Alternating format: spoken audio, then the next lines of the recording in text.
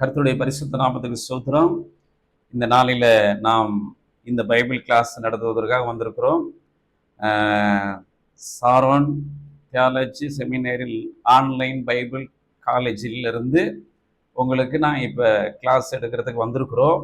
இந்த நாளில் என்னுடைய பெயர் right reverend K James.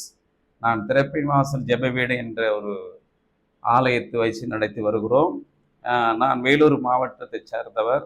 Ranipet என்ற பகுதியில் வாலாஜாங்கிற ஒரு இடத்துல இருக்கிறோம். அதனால் இந்த நாளில் உங்கள் இடத்துல இந்த கிளாஸ் எடுத்து வந்திருக்கிறோம். நீங்கள் இந்த பைபிள் எடுத்து கவனமாக இதுக்குள்ளே நம்ம செல்லுவோம். கர்த்தர் நம்மளை ஆசீர்வதிப்பாராக. அப்போ வேதம் சொல்லுகிறது, இரு பக்கமும் கற்குள்ள பட்டயம், இரு பக்கமும் கற்குள்ள பட்டயம், குற்றம் செய்வர்களையும் வெற்றும், பிரசங்கிக்கிற எங்களையும் வெற்றும் அப்படின்னு ரெண்டு பக்கமும் சொல்லப்பட்டிருக்குது. இரு பக்கமும் கற்கொள்ள பட்டயம் என்று சொல்லப்பட்டிருக்கிறது. அதனால இந்த வேதத்துக்குள்ள ரொம்ப ரொம்ப ஜாக்கிரதையா போவோம். ஒருவேளை இந்த வேதத்தை யார் எழுதிருக்கிறது சிலர் இருக்கிறாங்க. ஆனாலும் இந்த வேதத்தை சொல்லி எழுத வைத்தவர் யார் அப்படின்னு சொன்னால் 2 தீமோத்தேயு புஸ்தகம் 3ஆம் அதிகாரம் 16ஆம் வசனத்துல சொல்லுகிறது, வேத வாக்கியங்களை எல்லாம் தேவ ஆவியெல்லாம் அருளப்பட்டிருக்கிறது, தேவனுடைய மனுஷன் தேறினனாகவும் எந்த நற்கிரிகளும் செய்ய தகுதி உள்ளவனாக இருக்கிறபடியாக அவைகள் உபதேசத்துக்கு கடிந்து கொள்ளுதலுக்கும் சீர்திருத்தலுக்கும் நீதி நடப்பிப்பதற்கும் பிரயோஜனம் உள்ளதா இருக்கிறது. அப்ப பாருங்க, தேவ ஆவினால் எழுதப்பட்டிருக்கிற இந்த வேத வசனம், இந்த பைபிள் நிச்சயமா இதை ஆழ்ந்து பார்த்தா இது ஒரு அக்கினி இல்லையா, இது ஒரு நெருப்பு அப்படின்னு தான் சொல்ல முடியும். இந்த பைபிளை நாம் கால் படுற இடங்களெல்லாம் வைக்காதபடி அதை பக்குவமா பத்திரமா நாம் வைக்க வேண்டும். அக்கலத்தில் கூட வைக்க கூடாதுன்னு சொல்லப்பட்டிருக்கிறது இந்த வேதத்தை.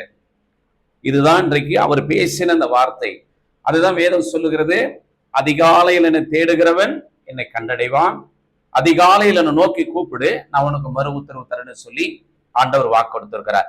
அப்ப அந்த அதிகாலையில என்னை தேடுகிறவன், அதிகாலையில உட்காந்து நாம் ஜெபித்து ஆண்டவரோட இடத்துல நாம் ஜெபித்து அவரை கூப்பிட்டு அவரிடத்துல நம்ம எல்லாம் ஜெபிக்கும் போது அவர் இறங்கி வருவார். அவர் வரும் பொழுது அவர் எப்படி பேசுவார் அப்படின்னு நீங்களும் நானும் யோசிப்போம் என்று சொன்னால், இந்த வேத வசனத்தின்படிதான் பேச முடியும். அப்ப இந்த வேதத்தை எடுத்து நீங்க வாசிப்பீர்னு சொன்னா அதுல நம்மளோட ஆண்டவரை பேசுவார். பாருங்க, இந்த ஊழியத்துக்குள்ள நான் வரும்போது 1992 12ஆம் தேதி 2ஆம் மாசம் அதிகாலையில் ஆண்டவரிடத்துல உட்கார்ந்து நான் பேசும்போது ஆண்டவர் என்னோடு பேசினார். ஒருவேளை எப்படி பேசினார்னு சொல்லி நீங்க எல்லாம் கேட்கலாம். வேதம் ஆண்டவர் என்னோடு எரேமியா 1ஆம் அதிகாரம் அந்த 8ல இருந்து பேசினார். நீ அவர்களுக்கு பயப்பட வேண்டாம், உன்னை காக்கும்படிக்கு நான் உன்னோடு கூட இருக்கிறேன், திகையாத கலங்காதே, நான் உன் தேவன், உன்னை நீதி அப்படிலாம் சொல்லி ஆண்டவர் என்னை பலப்படுத்தினார். அடுத்து சொன்னார், ஆண்டவரே நான் இந்த வார்த்தைகள் எல்லாம் எப்படி சொல்ல வேண்டும் ஜனங்களுக்குன்னு சொல்லும்போது எசேக்கியேல் 3ஆம் அதிகாரம் அந்த 3ல இருந்து வாசித்து அந்த வசனத்தை கொடுத்து ஆண்டவர் என்னோடு பேசினார். இஸ்ரவேல் ஜனங்களோ வணங்கா கழுத்துள்ளாதவர்கள், என்னுடைய வார்த்தையை கேட்கறது அவர் கஷ்டமா இருந்தது, உன் வார்த்தையை கேட்க மாட்டார்கள், கேட்டாலும் கேட்காவிட்டாலும் இந்த வார்த்தை அவங்களுக்கு நீ சொல் என்று சொல்லி ஆண்டவர் எனக்கு சொல்லி அனுப்பினார். அதன் பிறகு யோசுவாவில் அவர் சொன்னார், நான் மோசையோடு இருந்தது போல உன்னோடு இருக்கிறேன், பலன் கொண்டு திடன்மனதாகிரு, திகையாதே கலங்காதே. அந்த இடத்துல அதை பேசினார். நான் மோசையோடு இருந்தது போல உன்னோடு கூட யோசுவாவுக்கு சொன்ன அந்த வார்த்தை சொல்லி உன்னை நான் விட்டு விடுவதும் கைவிடுன்னு சொல்லி இப்படி இந்த வேத வசனங்களை கொடுத்து ஆண்டவர் என்னை பலப்படுத்தி இந்த வேத வசனங்களை அதிகாலையில 3 மணிக்கு 4 மணிக்கு 1 மணிக்கு எப்ப ஆண்டவர் எழுப்புகிறாரோ அந்த நேரத்துல இருந்து அவரோட நான் வாசிக்கிறேன்னு நான் சொல்லுவது எனக்கு ரொம்ப இஷ்டம் இல்லை.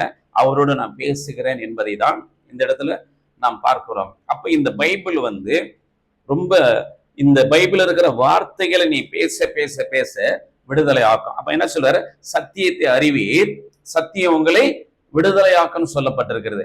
அப்ப இன்னைக்கு விடுதலைக்கு எங்கெங்கே ஓடுகிறோம், விடுதலைக்கு எங்கெல்லாம் ஓடி கொண்டிருக்கிறோம் இல்ல.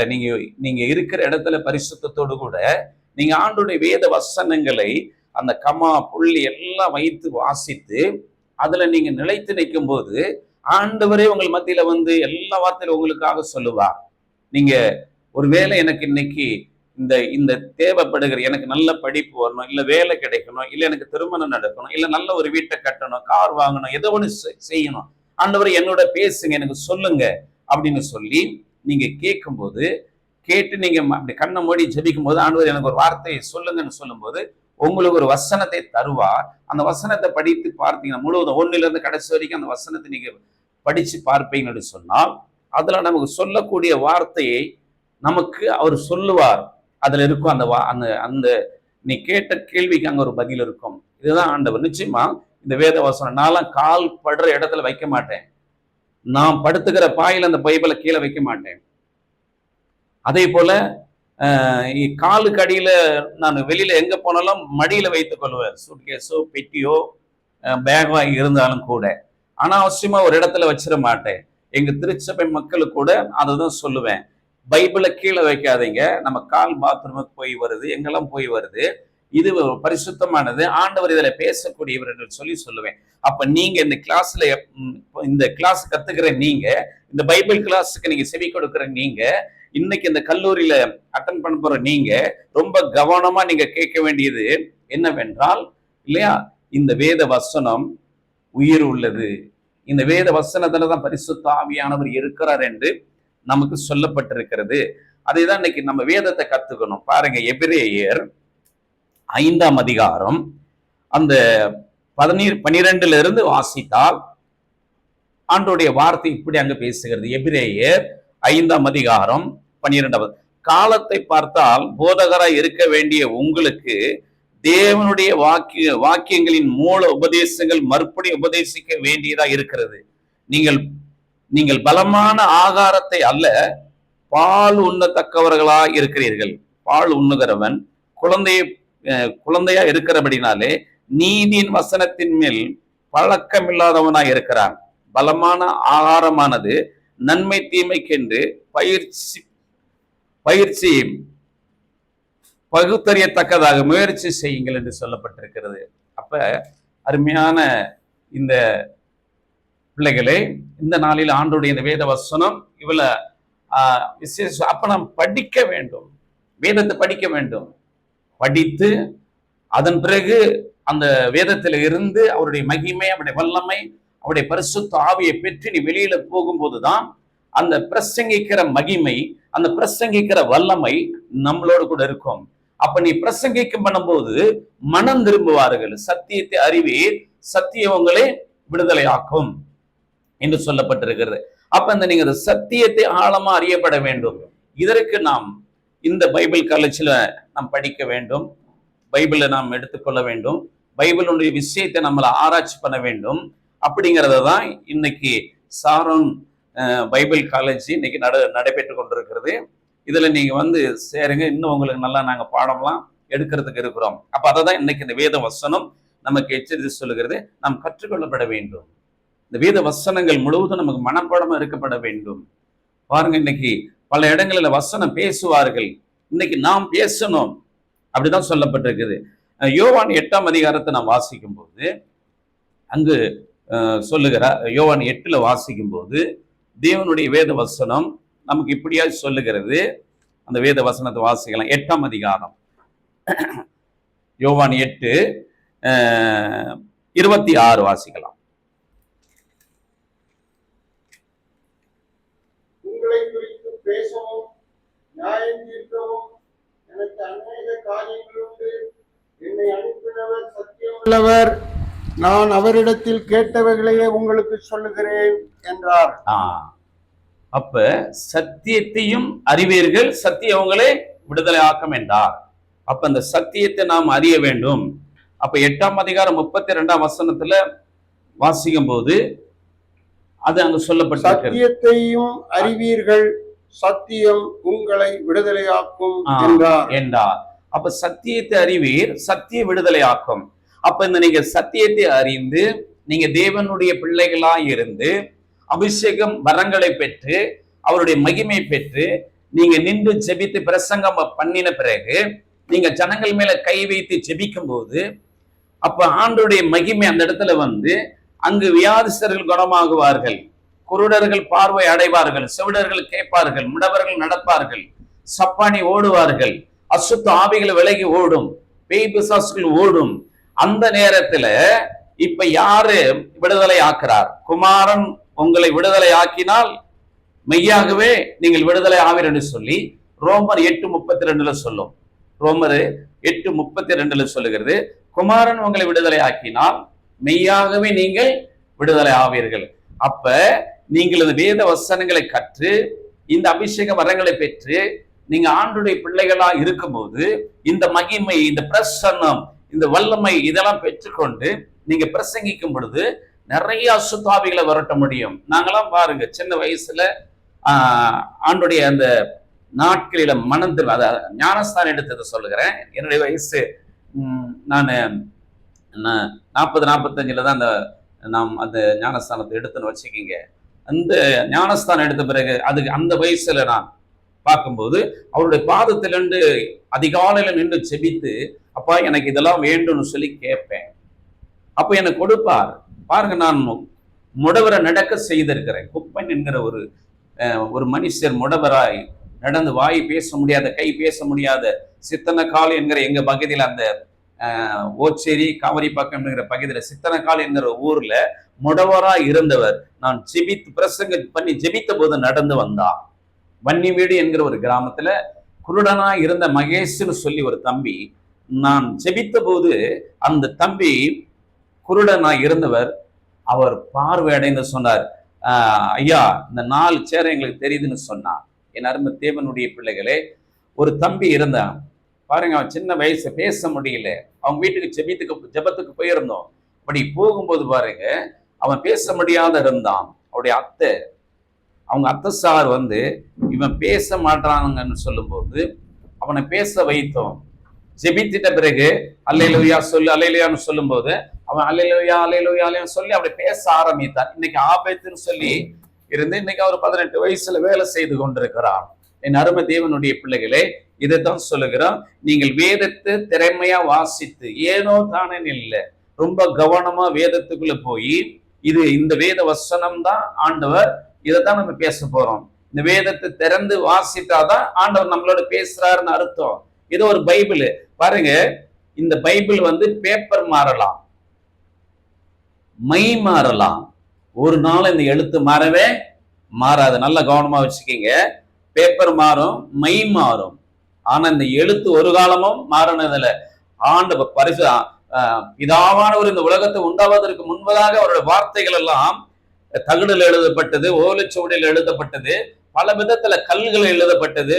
அந்த எழுத்துக்கள் எல்லாம் இன்னைக்கு பேப்பர் வடிவத்துல கொண்டு போட்டு வந்திருக்கிறது. இந்த எழுத்து அததான் சொல்கிறார். வெளிப்படுத்தின விசேஷம் 22ஆம் அதிகாரம் அந்த 18ஆம் வசனத்துல சொல்லுகிறார், இந்த தீர்க்க தரிசன புஸ்தகத்தில் எழுதியிருக்கிற வேத வாக்கியங்களை எல்லாம் நீ கவனமா நீ கேட்கும்படிக்கு இதுல எதையாகிலும் கூட்டினால் தேவனுடைய வாதை இதுல வரும் என்று சொல்லப்பட்டிருக்கிறது. இந்த புஸ்தகத்தில் உள்ள தீர்க்க தரிசன வசனங்களை கேட்கிற யாவருக்கும் நான் சாட்சியாக எச்சரிக்கிறது, ஒருவன் இவைகளோடு எதையாயிலும் கூட்டினால் இந்த புஸ்தகத்தில் எழுதியிருக்கிற வாதைகளை தேவன் அவன் மேல் கூட்டுவார். ஒருவன் இந்த தீர்க்க தரிசன புஸ்தகத்தில் எழுதியிருந்து எதையாயிலும் எடுத்து போட்டால் ஜீவ புஸ்தகத்தில் இருந்தும் பரிசுத்த நகரத்தில் இருந்தும் இந்த புஸ்தகத்தில் எழுதப்பட்டவைகளிலிருந்தும் அவனுடைய பங்கை தேவன் எடுத்து போடுவார். பாத்தீங்களா? அப்ப என்ன விஷயமா அங்க சொல்லுது பாருங்க. இதுல கூட்டக்கூடாதாம், குறைக்க கூடாது, உள்ளத இல்லத பேசணும். இதுதான் இன்னைக்கு இந்த பைபிள் காலேஜ், இந்த பைபிள் கிளாஸ் இன்னைக்கு நடத்திக்கிட்டு இருக்கிறோம். இதுல கூட்டக்கூடாது, குறைக்க கூடாது, அப்படியே பேசணும் இல்லையா? எல்லா விதமான மாவட்டங்களினுடைய வார்த்தைகளும் எழுதப்பட்டிருக்குது இல்லையா? இந்த வேதத்தில் எழுதப்பட்டிருக்கு. ஒத்திக்கோனும் எழுதி இருக்குது, அங்கிட்டு போனும் எழுதி இருக்கிறது, அப்பால போனும் எழுதி இருக்கிறது இல்லையா? ஒவ்வொரு டிஸ்ட்ரிக்ட்ல இருக்கிற பாஷையெல்லாம் கூட இதுல கலந்து இருக்கிறது இந்த வேதத்துல. ஆனா ஒரு மாத்திரம் இல்ல பாருங்க, ஒரு இடத்துல அப்பால போட சாத்தானன்னு சொல்லுவார், ஒரு இடத்துல சொல்லுவார் அங்கிட்டு போன்னு சொல்லுவார் இல்லையா? அப்ப அததான் இன்னைக்கு இந்த வேத வசனம் அவ்வளவு அருமையா இன்னைக்கு பேசி கொண்டிருக்கிறது பாருங்க. ஒரு டிஸ்ட்ரிக்ட்ல சொல்லுவாங்க கோணின்னு சொல்லுவாங்க, இதுல கோணினும் இருக்குது. சாக்குன்னு சொல்லுவாங்க, சாக்கும் இருக்குது இல்லையா? ஒரு டிஸ்ட்ரிக்ட்ல சொல்லுவாங்க எரமண்டன்னு சொல்லுவாங்க, ஒரு இடத்துல வெரைட்டின்னு சொல்லுவாங்க. இதுல இருக்கிறது 2 எசேக்கியேல் புஸ்தகம் 4ஆம் அதிகாரம் நீங்கள் 4ல இருந்து 9 வரைக்கும் வாசித்தா அந்த இடத்துல சொல்லப்பட்டிருக்கிறது, விரட்டி ஏறமாட்டேன்னு சொல்ல. அப்ப இந்த வேதத்துல ஆண்டவர் என்ன பாருங்க, அதரசம் பணியாரம் எழுதியிருக்கிறார் இல்லையா?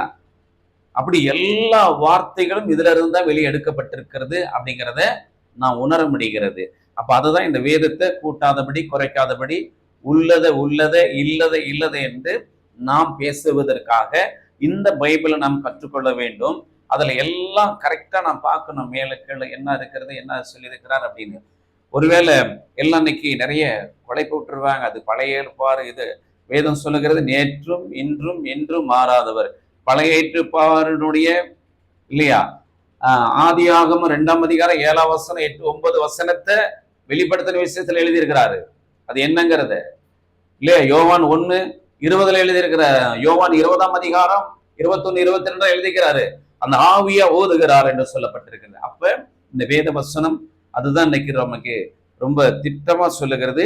இதுல இருக்கிற தேவனாகிய கர்த்தர் மனுஷனை பூமியின் மண்ணினாலே உருவாக்கி ஜீவ சுவாசத்தை அவன் ஆசியிலே ஊதினார், மனுஷன் ஜீவாத்மாவானான். பாருங்க, அப்ப இன்னைக்கு இந்த வேத வசனத்துக்குள்ள அந்த ஆவி, இந்த ஆவிய அங்க சொல்லுகிறார், நான் உங்களை விட்டு பரமேறுகிறேன், என்னுடைய பரிசுத்த ஆவியை உங்கள் மேல் ஊதுகிறேன், இனி நீங்கள் பரிசுத்த ஆவியை பெற்றுக் கொள்ளுங்கள். அப்ப பழைய ஏற்பாட்டுல அந்த ஆவியை ஆதாமுக்கு ஊதினார், இயேசு கிறிஸ்து இந்த பூமிக்கு வந்து சீசருக்கு மேல ஊதினார் என்று சொல்லி யோவான் 20ஆம் அதிகாரம் 20, 21 வந்து சொல்லப்பட்டிருக்கிறது. அப்ப இன்றைக்கு அருமையான இந்த சாரோன் தியாலஜில இன்னைக்கு கற்றுக்கொண்டிருக்கிற பிள்ளைகள், இயேசு மறுபடியும் அவர்களை நோக்கி, உங்களுக்கு சமாதானம் உண்டாவதாக, இதா என்னை அனுப்பினது போல நானும் உங்களை அனுப்புகிறேன், அவர்கள் மேல் ஊதி பரிசுத்த ஆவியை பெற்றுக் கொள்ளுங்கள். பாத்தீங்களா, அன்னைக்கும் ஊதினாரு, இன்னைக்கும் ஊதி இருக்கிறாரு. அந்த வேதத்துல நம்ம ஆழமா போகும்போது மரித்தோர் உயிரோடு எழுந்திருக்கிற அன்னைக்கு வந்து அந்த எலும்புகள் நிறைந்த பள்ளத்தாக்கில் எசேக்கியா ஊத போறாரு. அது எசேக்கியேல் 37 சொல்லும் அவர் ஊதுவாருன்னு சொல்லி. அப்ப அததான் இந்த இடத்துல சொல்லுகிற சத்தியத்தை நீங்களா, இந்த சத்தியம், இந்த வேதத்துக்கு பேரு சத்தியம். அப்ப சத்தியம் என்பது வார்த்தை இல்லையா? அப்ப அததான் சொல்லுவாரு, யோவான் 1:14 சொல்லுவாரு, அந்த வார்த்தை மாம்சமாகி கிருபையினாலும் சத்தியத்தினாலும் நிறைந்தவராய் வெளிப்பட்டார். அப்ப சத்தியம் என்பது என்ன? வார்த்தை. அந்த வார்த்தை மாம்சமாகி கிருபையினாலும் சத்தியத்தினாலும் நிறைந்தவராய் நமக்குள்ளே வாசம் பண்ணினார், அவருடைய மகிமையை கண்டோம், அது பிதாவுக்கு ஒரே பேரானுடைய மகிமைக்கு ஏற்ற மகிமையாகவே இருந்தது. ஆமென். அப்ப அதுதான் இன்னைக்கு இந்த வேதம் நமக்கு என்ன சொல்லுதுன்னு கேட்டீங்கன்னா, இந்த சத்தியம், இந்த வார்த்தை தான். அப்ப இந்த நம்முடைய ரத்தம், நம்ம சரீரத்துல ஓடுகிற ரத்தம் பிதாவானவர் என்று யாத்ராகம புஸ்தகம் 12ஆம் பகுதியில 12ஆம் அதிகாரத்துல அவர் 12:13 வாசிக்கும் போது பாத்தீங்கன்னு சொன்னா, சங்கார தூதன் வந்து தலைச்சம் பிள்ளைகளை வந்து பச்சித்து போடுகிறபடினாலே மோசே அழுது ஜெபிக்கிறப்ப ஆண்டவர் அந்த சங்கார தூதனை அழிப்பதற்கு அவர் என்ன சொல்றாரு, நீங்கள் ஒரு ஆட்டை அடித்து அந்த இரத்தத்தை நிலக்கால் மேல் சட்டத்திலும் கீழ் சட்டத்திலும் தடவுங்கள், அந்த இரத்தத்தின் வழியாய் நான் வருகிறேன் என்று சொல்லுகிறார். அப்ப இரத்தம் என்பது இல்லையா உயிர், ஜீவன். நீங்கள் இருக்கும் வீடுகளில் அந்த இரத்தம் உங்களுக்காக அடையாளமாய் இருக்கும், அந்த இரத்தத்தை நான் கண்டு உங்களை கடந்து போவேன், நான் எகிப்து தேசத்தை அழிக்கும் போது அழிக்கும் வாதை உங்களுக்குள்ளே வராதிருக்கும். பாத்தீங்களா? அப்ப இந்த ரத்தம் இல்லையா உயிர், ஜீவன், இந்த ரத்தம் கடவுள் பிதா அப்படின்னு சொல்லப்பட்டிருக்கு. அவர் பிதாவானவர். அப்ப ரத்தம் நம்ம சரீரத்துல ஓடுது, நம்ம சரீரம் தான் ஆலயம் என்று சொல்லி இந்த வேதத்துல எழுதப்பட்டிருக்குது. பிரசங்கம் பண்ற நாம், தியாலஜி கத்துக்கிற நீங்கள் ஆலயமா இருக்கிறீர்கள். இந்த ஆலயத்துலதான் ஆண்டவர் வாசம் பண்ணுகிறார் என்று சொல்லப்பட்டிருக்கிறது. அப்ப இந்த ஆலயத்துல அவர் எப்படி வாசம் பண்ணுகிறார்? ரத்தமாகிய கடவுள், வார்த்தையாகிய குமாரன். 1 யோவான்ல சொல்லுதும், ஆதிலை வார்த்தை இருந்தது, அந்த வார்த்தை தேவனிடத்தில் இருந்தது, அந்த வார்த்தை தேவன். அப்ப நம்முடைய வாயிலிருந்து புறப்படுகிற வார்த்தையே தேவன். அப்ப தேவன் அந்த வார்த்தை என்பதுக்கு பின்புலம் என்ன சொல்லுகிறதுன்னு கேட்டீங்கன்னா மகன் மகள், அததான் குமாரன்னு சொன்னாங்க. அப்ப குமாரனோட பிதாவுக்கு பிறந்தவன் எல்லாம் நினைச்சுக்கிட்டாங்க. இல்ல, அந்த வார்த்தைக்கு பேரு. அப்ப கீரைன்னு சொன்னா கீரைக்கு பின்னாடி வாசி. ஆதியிலே வார்த்தை இருந்தது, அந்த வார்த்தை தேவனிடத்தில் இருந்தது, அந்த வார்த்தை தேவனாய் இருந்தது, அவர் ஆதியிலே தேவனோடு இருந்தார். பாத்தீங்களா? அப்ப நம்ம வாயிலிருந்து புறப்படுகிற வார்த்தையே தேவன் குமாரன். அப்ப இந்த வார்த்தைக்கு தான் மறுமொழி சொல்லுகிறது குமாரன் குமார்த்தி. இப்ப கீரைன்னு சொல்லுவோம், கீரைக்கு இன்னொரு பேரு சொல்லல, தாவரையல், தாவர் அப்படி சொல்லப்பட்டிருக்குது. அப்படி எல்லாத்துக்கும் ஒரு ரெண்டு பேர் இருக்கும் இதுல. அதுதான் அப்ப குமாரன் என்பது வார்த்தை. அந்த வார்த்தை தான் நம் வாயிலிருந்து பேசுற வார்த்தை. அப்ப இந்த வார்த்தை குமாரன். அப்ப நம்ம விடுற மூச்சு என்னவா? நம்ம விடுற மூச்சு, சுவாசம், காத்து, ஆவி, இவைகள் எல்லாம் பரிசுத்த ஆவின்னு சொல்லி யோவான் 33ஆம் அதிகாரம் 4ஆம் வசனத்துல இந்த வார்த்தை சொல்லுகிறது. பாருங்க, இந்த மூச்சு யார் என்று சொல்லுகிறது. யோபு 33, 4, 5 அந்த வசனங்களில அது சொல்லப்பட்டிருக்கிறது. தேவனாகிய கர்த்தர் என்னை உண்டாக்கினார், சர்வ வல்லவருடைய சுவாசம் எனக்கு உயிர் கொடுத்தது. அப்ப இந்த மூச்சு சுவாசம் யாரா? பரிசுத்த ஆவியானவர். இந்த மூச்சை யாரும் எதையும் செய்ய முடியாது, யாரும் எடுக்க முடியாது, யாரும் கொலை செய்ய முடியாது, யாரும் மந்திர மாயத்தினால நம்மளை படுக்க வச்சிட முடியாது. இந்த மூச்சை யாரால் எடுக்க முடியாது வேதம் சொல்லுகிறது. இதுதான் இன்னைக்கு கிளாஸ். இப்ப மேலோட்டமா போறோம். அடுத்து வர நாட்களில இந்த காலேஜில் உங்களுக்கு தனியா எடுக்கப்படும் கிளாஸ்களை எடுத்து உங்களுக்கு பட்டமெல்லாம் வழங்கப்படும் இல்லையா? இப்ப இன்னைக்கு பாருங்க என்ன சொல்லுது. அப்ப அதுதான். அப்ப மூச்சு, ரத்தம், வார்த்தை, மூச்சு இன்னைக்கு பூமியில சாட்சி சொல்லிக்கிட்டு இருக்கிறது இது கடவுள் என்று சொல்லி. அப்ப நம்ம ஆலயம், இந்த ஆலயங்களை தான் 12 வாசல். நம்ம தான் சிங்கார மாளிகை. அப்ப இந்த சிங்கார மாளிகையில தான் 12 வாசல் இருக்குது. பாருங்க, கழுத்துக்கு மேல 7 வாசல், கண்கள், காதுகள், மூக்கு, வாய், 7 வாசல் இல்லையா? இதைத்தான் வேதம் ரொம்ப அழகா குறிப்பிடப்பட்டது. சாட்சி ஆகாமத்துல ஒப்பிட்டு பார்த்தா என்ன சொல்லுகிறது? இல்லை 7 நட்சத்திரம், 7 குத்து விளக்கு அப்படி சொல்லப்பட்டிருக்கு. அப்ப வான சிங்காசனம், சிங்காசனம்னா என்ன? அவருடைய தலையா, வானம் தலை, பூமி அவருடைய பாதபடியா. அப்ப வானத்துல தான் 7 நட்சத்திரம். அப்ப இதுதான் இன்னைக்கு குறிப்பிடுகிறது. அவருடைய சாயல்ல நம்மள படைத்திருக்கிறபடினால் வானம் சிங்காசனம், பூமி பாதபடின்றாரு. அப்ப வேதம் சொல்லுகிறது அவருடைய சாயல்ல நம்மளை படைத்தார் ஆண்டவர். அப்ப அவருடைய சாயல்ல படைத்திருக்கிறபடினாலதான் நமக்கு கழுத்துக்கு மேல 7 வாசல் இல்லையா? அப்ப 12 வாசல் நமக்கு இருக்கிறது. தாயின் மார்பு, மலம், ஜலம், கர்ப்பப்பைங்கிறது மஞ்சள்னு சொல்லப்பட்டிருக்கிறது. ஆதியாகமம் அந்த 24ஆம் அதிகாரத்துல சொல்லும், அது மஞ்சள் அப்படின்னு சொல்லப்பட்டிருக்கிறது. அப்ப இதுதான் இன்றைக்கு இந்த தியாலஜில நாம் பார்க்கிறோம். அந்த பைபிளுடைய விஷய வார்த்தை அப்படி கூட நாம் என்ன பண்ணிக்கலாம், இதை வைத்துக்கலாம். அப்ப இந்த வார்த்தையில நாம் எப்படி இந்த பைபிள் படிக்கும்போது இந்த வார்த்தை, நாம் கெட்ட வார்த்தைகளை பேசி, பொய் சொல்லி, மற்றவங்க மேல பொறாமை பேசி, மற்றவங்களை குற்றப்படுத்தி, மற்றவங்களை ஏமாற்ற வேண்டும் என்று நினைத்தால் இந்த தேவனுடைய வார்த்தை நாம் பேச முடியாது. இந்த தேவனுடைய வார்த்தைக்கு நாம் பதில் எடுத்துக்க முடியாது. இந்த தேவனுடைய வார்த்தைக்கு நாம் என்ன பண்ண முடியாது இல்லையா? எதையும் செய்ய முடியாது. அப்போ வாயிலிருந்து புறப்படுகிற வார்த்தையே குமாரன். நம்ம விடுற மூச்சை பரிசுத்த ஆவி இல்லையா? நம்ம ரத்தம் பிதாவானவர் என்று சொல்லப்பட்டிருக்கிறது. அப்ப அருமையான இந்த வார்த்தையை கேட்கிற, இந்த தியாலஜி கேட்கிற, இந்த பைபிள் கிளாஸ் கிட்ட செவி கொடுக்கிற அருமை பிள்ளைகளே, இந்த வேத வசனம் இவ்வளவு அருமையா இந்த இடத்துல சொல்லுகிறது. யோவான் 8ஆம் அதிகாரம் அந்த 26ஆம் வசனத்துல சொல்லுகிறது. யோவான் 8:26 சொல்லுகிறது, உங்களை குறித்து பேசவும் நியாயம் தீர்க்கவும் எனக்கு அநேக காரியங்கள் உண்டு. என்னை அனுப்பினவர் சத்தியம் உள்ளவர், நான் அவரிடத்தில் கேட்டவைகளையே உங்களுக்கு சொல்லுகிறேன் என்றார். ஆமா, பாத்தியா? அவர் வார்த்தை சத்தியம்.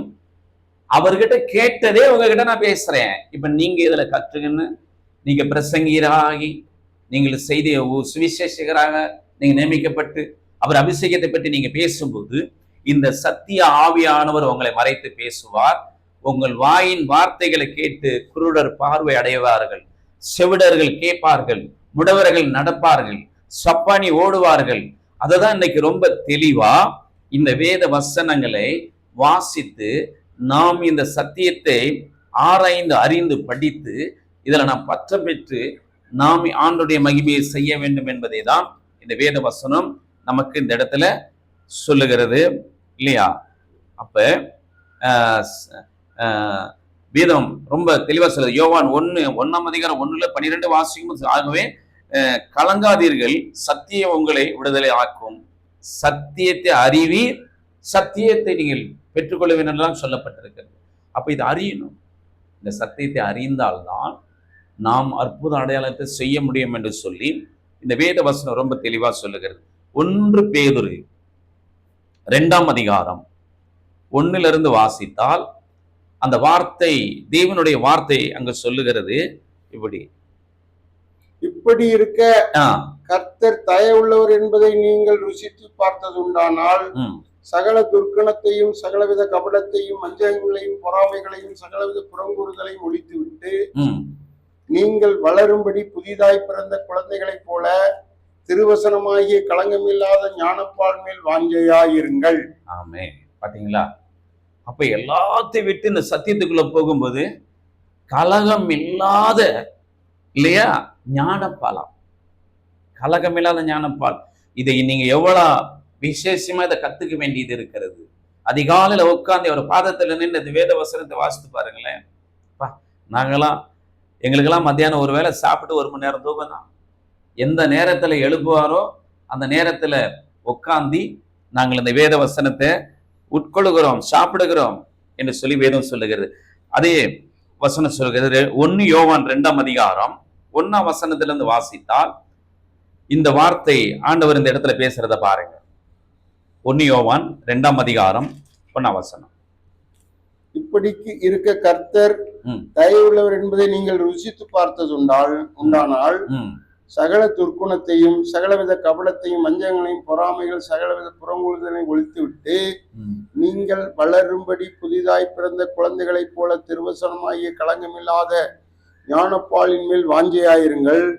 மனுஷரால் தள்ளப்பட்டதாயினும் தேவனால் தெரிந்து கொள்ளப்பட்டதும் விலையேற பெற்றதுமாயிருக்கிற ஜீவனுள்ள கல்லாகிய அவரிடத்தில் சேர்ந்தவர்களாகிய நீங்களும் ஜீவனுள்ள கற்களை போல ஆவிக்கேற்ற மாளிகையாகவும் இயேசு கிறிஸ்து மூலமாய் தேவனுக்கு பிரியமான ஆவிக்கேற்ற பலிகளை செலுத்தும்படி பரிசுத்த ஆசாரிய கூட்டமாகவும் கட்டப்பட்டு வருகிறீர்கள். ஆமென். ஹல்லேலூயா. பாத்தீங்களா எப்படி இந்த வேத வசனம் சொல்லுது பாரு. எல்லா நற்குணத்தையும் அசிங்கத்தையும் எல்லாத்தையும் விட்டு விலகி நீ கர்த்தருடைய பிள்ளையா இந்த இடத்துல நின்று நீ செபிக்கும் போது, நீ பிரசங்கம் பண்ணும்போது நிறைய அற்புதம் நடக்கும் என்று இந்த வேதம் சொல்லுகிறது. அதனால இந்த வேத வசனத்துக்குள்ள நீங்க ரொம்ப கவனமா நீங்க போக வேண்டியது இருக்கிறது இந்த வேதம் சொல்லுகிறது. யோவான் அந்த 17 வாசிக்கும் போது அந்த இடத்துல ஆண்டவர் இப்படி இந்த வேத வசனத்தோடு பேசுகிறார் நம்ம இடத்துல. யோவான் 17:17 உம்முடைய சத்தியத்தினாலே அவர்களை பரிசுத்தமாக்கும், உம்முடைய வசனமே சத்தியம்.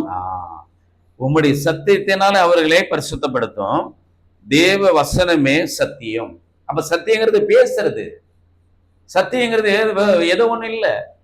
அப்ப இந்த சத்திய வேத வசனம், இந்த வேத வசனத்தை நீங்க படிச்சா அந்த வசனத்தை நம்மகிட்ட பேசுறாரு பாருங்க. அவர் தான் பேசுறாரு, நான் உங்ககிட்ட பேசிட்டு இருக்கிறேன். நான் இதை எடுத்து வச்சு சொல்ல முடியாது இல்லையா? உம்முடைய சத்தியத்தினாலே அவர்களை பரிசுத்தமாக்கும், உம்முடைய வசனமே சத்தியம். நீர் என்னை உலகத்தில் அனுப்பினது போல நானும் அவர்களை உலகத்தில் அனுப்புகிறேன். அவர்களை சத்தியத்தினாலே பரிசுத்தமாக்கப்பட்டவராக ஆகும்படி அவர்களுக்காக நான் என்னத்தான் பரிசுத்தமாக்குகிறேன். பாத்தீங்களா? அதனால இந்த வேத வசனத்தை நீங்க என்ன பண்ணுங்க, வாசித்து இதுக்கு நீங்க தயாராகுங்க. ஒரு பெரிய பிரசங்கியாரா, பெரிய சுவிசேஷகரா இல்லையா? அன்னைக்கு டிஎல் மோடிலாம் பிரசங்கம் பண்ணும்போது ஐயா அவங்க எவ்வளவு அற்புதம் நடந்திருக்கிறது. பாலியாங்கிச்சு எல்லாம் பிரசங்கம் பண்ணும்போது மகன் உயிரோடு எழுந்தான்.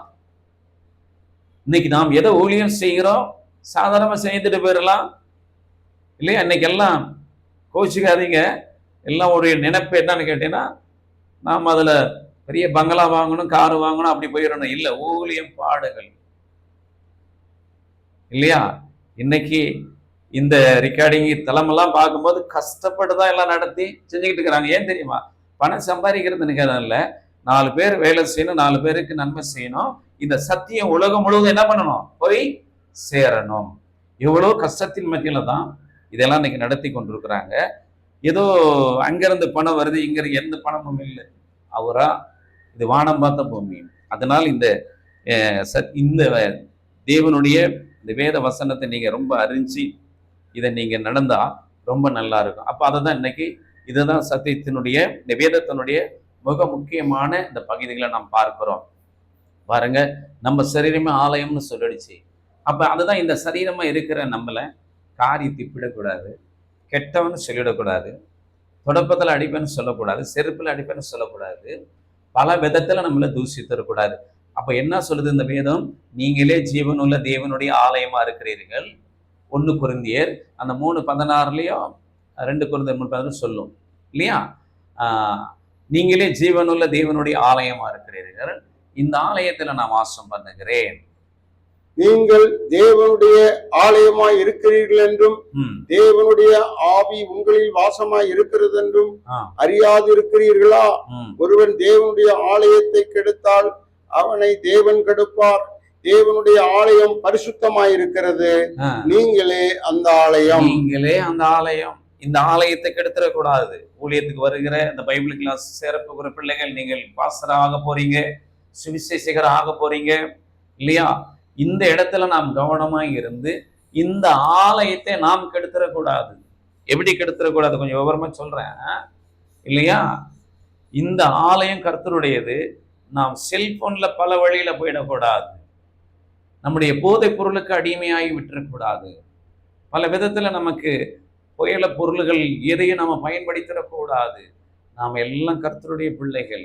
அபிஷேக வரங்கள் வல்லமையை தான் நாம் பயன்படுத்தி நாம் வர வேண்டும் என்று சொல்லி இந்த வேதம் எச்சரிக்கிறது. அப்ப நீங்களே ஜீவனுள்ள தேவனுடைய ஆலயமா இருக்கிறீங்க.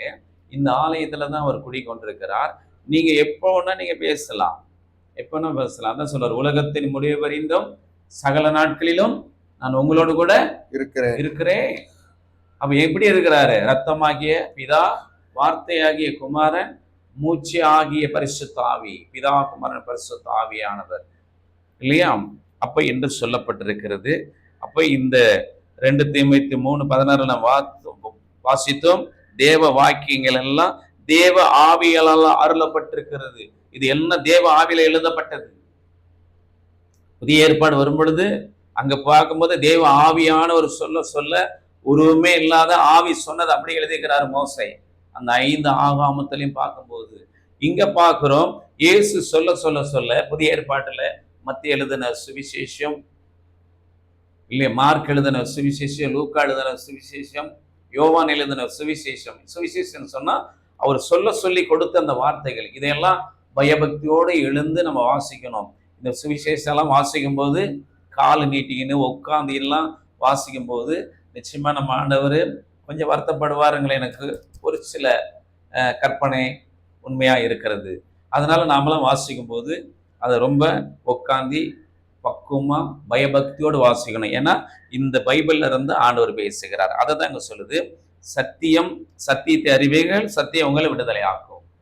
அப்ப இந்த சத்தியம் பரிசுத்த ஆவியாகிய ஆண்டவர் என்று சொல்லப்பட்டிருக்கிறது. எபிரேயர் 4ஆம் அதிகாரம் வாசிக்கும் போது, அந்த 4ஆம் அதிகாரம் 12ஆம் வசனத்துல வாசிக்கும் போது எபிரேயர்ல சொல்லுகிறது, தேவனுடைய வார்த்தையானது ஜீவனும் வல்லமையும், தேவனுடைய வார்த்தையானது ஜீவனும் வல்லமையும் உள்ளதாயும், இருபுறம் கருக்குள்ள எந்த பட்டயத்திலும் கருக்கானதாயும், ஆத்துமாவையும் ஆவியையும் கணுக்களையும் ஊனையும் பிரிக்கத்தக்கதாக உருவ குத்துகிறதாயும், இருதயத்தின் நினைவுகளையும் யோசனைகளையும் வகையறுக்கிறதாயும் இருக்கிறது. ஆமென். அல்லேலூயா. பாத்தீங்களா?